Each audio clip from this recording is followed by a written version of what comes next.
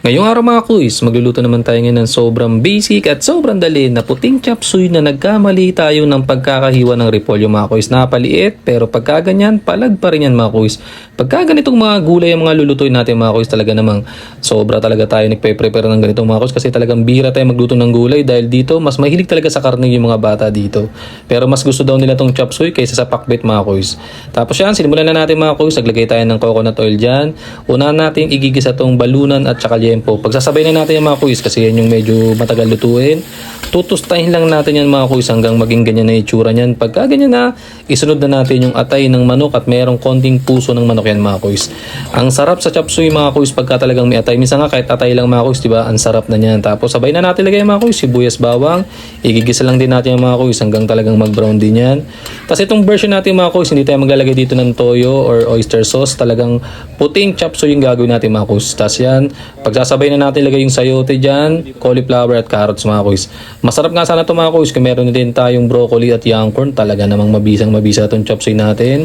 Tapos yan, isasabay-sabay na natin yan mga kuys. Yun, pagpalo, may tatlong piraso yatang lumipad na sayote doon.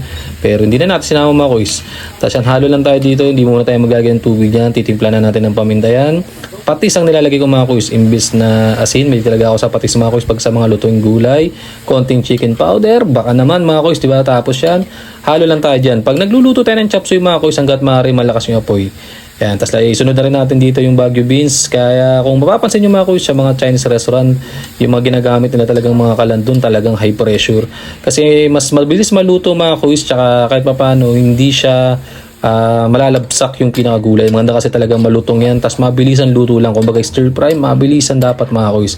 Tapos yan, naglagay tayo ng tubig doon. Kinaskas lang natin mga kuys yung nagtututong sa ilalim. Para nandun mga kuys yung sarap nun. Hindi pwedeng pabayaan natin yung mga kuys. Tsaka naglagay na tayo ng tubig doon. So kahit pa paano masisimot na natin yun.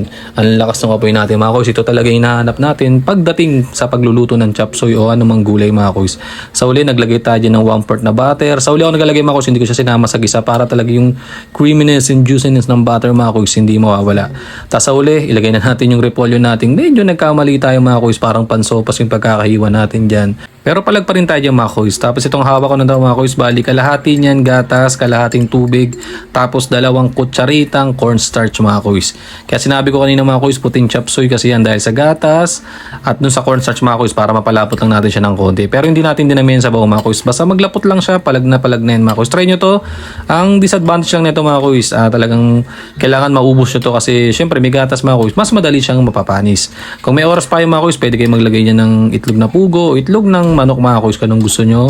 Tapos yan mga kuys, ganun lang kadaling gumawa ng puting chop suey.